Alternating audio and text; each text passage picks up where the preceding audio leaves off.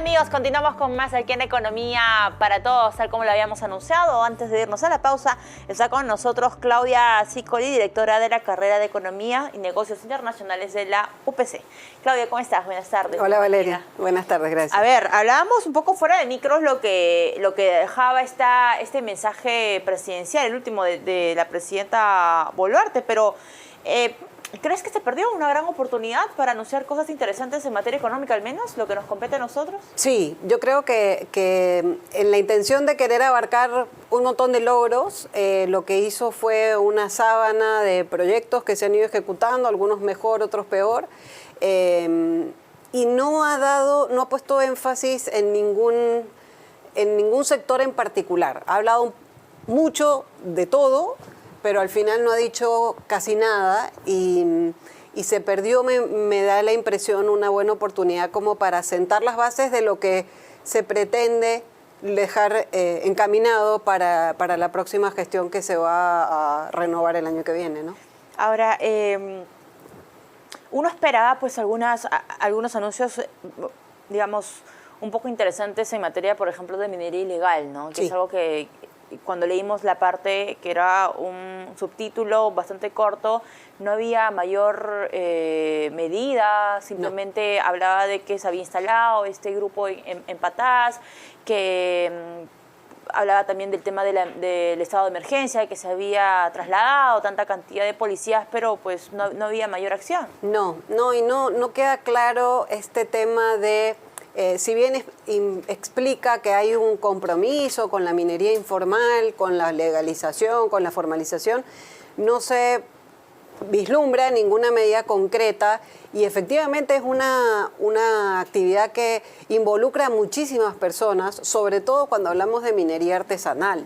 Entonces, lamentablemente, se perdió una gran oportunidad como para, como digo, sentar las bases de qué es lo que se va a hacer concretamente, cuál es la medida específica, qué reglamentos se van a aplicar como para que se pueda salir de esta situación del reinfo que ha quedado ahí como medio en veremos y saber concretamente qué es lo que se va a hacer para darle la seguridad también a estos peruanos que están interesados en saber cómo va a seguir su trabajo y que lo vienen haciendo desde hace tantos años y separar la paja del trigo, ¿no? Ahora, Flavia, ¿cuáles serían para ti, desde tu percepción, los temas urgentes en materia económica en este último año pues, de gestión que le queda a la presidenta Boluarte? Yo creo que un tema bien importante que tampoco se abordó fue el tema del empleo informal.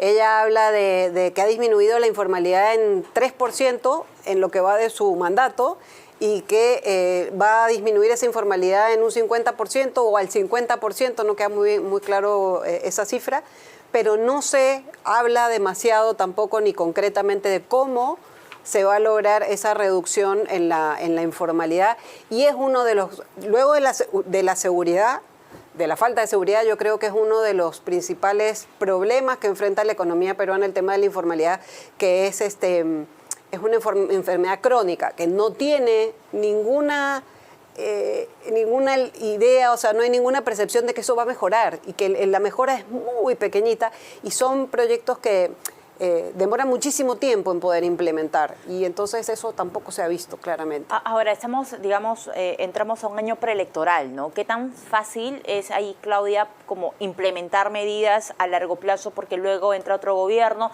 que no sabemos todavía a ciencia cierta a esas alturas del partido qué ideología va a tener, por dónde, cuál va a ser el rumbo, la mirada económica que implemente. O sea, ¿qué es lo que podría pasar? O sea, en este escenario un poco limitado, sí. ¿En qué cosas debería apuntar el Ejecutivo? Bueno, me parece que el tema de terminar de dejar en proceso más concreto el tema del desarrollo de todas las vías alternativas a los grandes proyectos, véase aeropuertos, puertos, que claro, es muy rimbombante, pero a la hora de ver lo que tenía que hacerse en inversión pública no se ha hecho mucho, que es todos los accesos, los puentes, el desarrollo de transporte, todo aledaño a estos grandes proyectos privados. Eso podría ser un buen